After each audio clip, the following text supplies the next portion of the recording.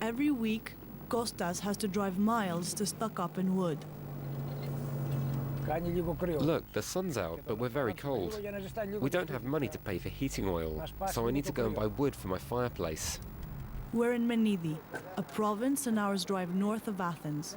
It's 4 degrees on the Celsius scale, and the humidity levels are high. Here, as in the rest of the country, times are hard. I built this fireplace myself just a month ago, as we don't have money to heat ourselves any other way. Kostas is a builder who lost his job at the beginning of the crisis. To keep his family warm, he saves every log. The coalition government has increased taxes again. The price of fuel has now doubled and today stands at 1.4 euros a litre, the most expensive in Europe. Drink this to warm yourself up, because we'll have to go get the wood in a minute. The house is too humid. Piggy, his wife, works at nights in a casino and brings in the only income of what used to be a middle-class family. Today they're called the nouveau poor. Before, all 4 of us used to work, so we made ends meet. Now we can't pay our bills, taxes. The banks are calling us all the time to repay our loans. And of course, let's not even mention the cold. But our priority is survival. Survival. The operative word for people pummeled by a slew of cuts in their wages and pensions. Some Greeks have been forced to take extreme measures to give their children a chance for a better future.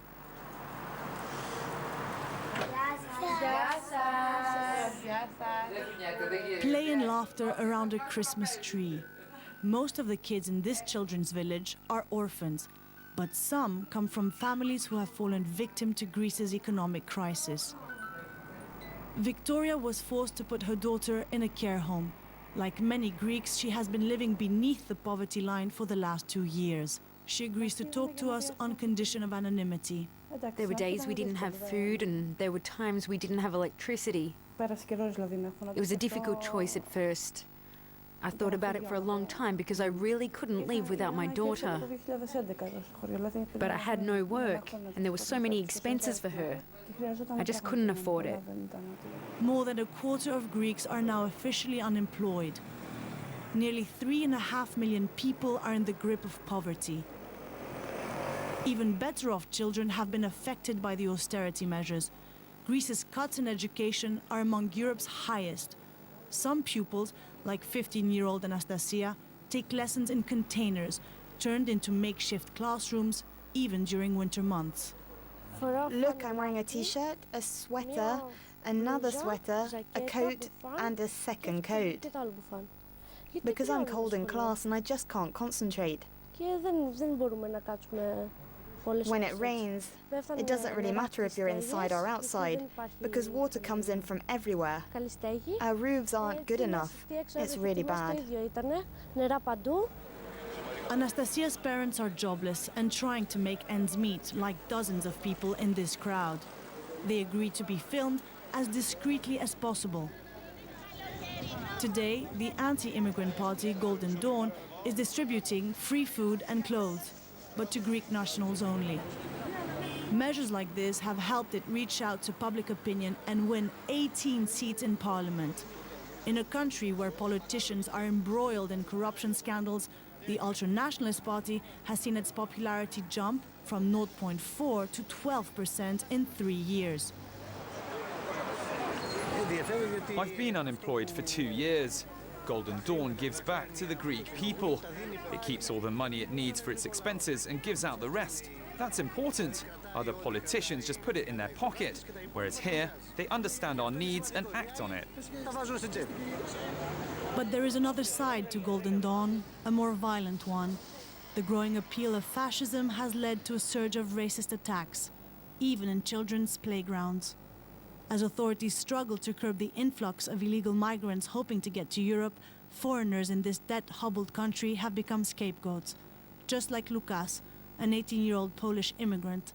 He says supporters of Golden Dawn attacked him and recalls the day he was beaten. So I see back and he hit me. There was only two of them at my age, so I was. So we were fighting for several seconds, and suddenly from a street behind me and from the bus station in front of me goes other people, other teenagers in my age, and started to hit me, all of them. They hit me on my face. I have a bomb here at my right side of my head, and I had black points on my left side. Lukas has watched Golden Dawn recruit among his peers and wants to sound the alarm bell. Golden Dawn is going to catch young people. They are doing it for free 2 years right now. From schools, from stadiums, from football. Which is why Lukas is actively involved in anti-racism campaigns. We join him at a rally in central Athens, where residents have decided to stand up to the expanding presence of Golden Dawn. It's important to show to the society that Golden Dawn is a neo-Nazi organization, and they are not a political party, as they say, and they are hitting all the immigrants, and we are not scared of them. Now the press is beginning to join the fight back. This recently created daily, the newspaper of journalists, warns readers of the dangers of the far right. Nikolas Voulelis is the editor-in-chief. We have an open front against Golden Dawn. We refuse to give them a voice, but at the same time we do exclusive stories on them, because it's a Nazi party that doesn't hide its beliefs. It wants the return of the junta, the dictatorship. They want to close down the parliament, and they would also like, if they could, to kill all immigrants that live in Greece. The Greek press is often criticized and has even been accused of fomenting the rise of extremism. Many point to the uncomfortable ties between the media and the political establishment. That's why Nikolas Voulelis decided to set up a newspaper financed by his journalists alone. Our newspaper is a product of this crisis. All the big media are indebted and dependent on banks or governments who used to give them funds and no longer do. So, as you understand, corruption is a huge problem in Greece. The press is at the mercy of political, financial and publishing powers. Nikolas Voulelis is also preparing a special edition on the ways the crisis has affected people's behavior. One of them, depression, is taking its toll on society. Dina, interview a family in Athens. We need to show the consequences of the crisis.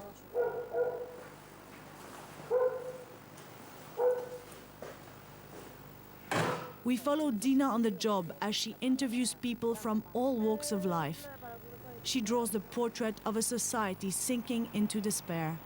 It's very important for me to understand what anger, rage and disappointment mean for people, because it's the only way to interpret their behaviour. It's not enough to see what law has been enacted or what are the latest unemployment, inflation and recession figures. Behind the numbers are people, and they have feelings. As tensions run high in this time of austerity, Greeks are finding it hard to handle the strain. Psychiatric hospitals have been overflowing with patients for months. Doctors not only have to work in challenging conditions, but have to deal with the constant arrival of new patients. Data suggests the number of admissions has doubled in less than a year. We once had food and medicine in stock, but it's all gone. Everything's at breaking point. We don't know if this unit and others will be able to cope with the increasing demand. We won't be able to take care of our patients anymore. They cut my power 17 days ago. I don't even know what to do. I'm at my wit's end here. All I can do is cry. It's not very difficult to get out of here. Where will you go if you get out? If you get out, you need to go see your family. Do you have somewhere to go? You need to see your wife, your children. You need to see your relatives. But do you have somewhere to go? I don't have anywhere to go. So you're staying here until we figure out where you will go? I really don't have anywhere to go anymore.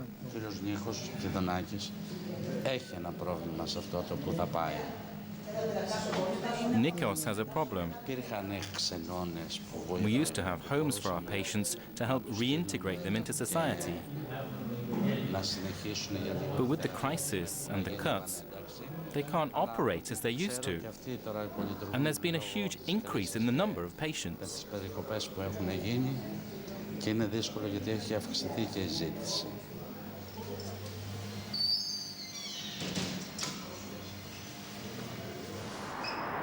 The skies are clear in Athens today, but the atmosphere is heavy. The widespread use of chimneys has produced a toxic cloud of pollution, causing health problems and deepening the prevailing sense of desolation. Pollution levels have tripled in the last month. Back in Menidi, we meet Kostas at a chemist's. The situation worries him.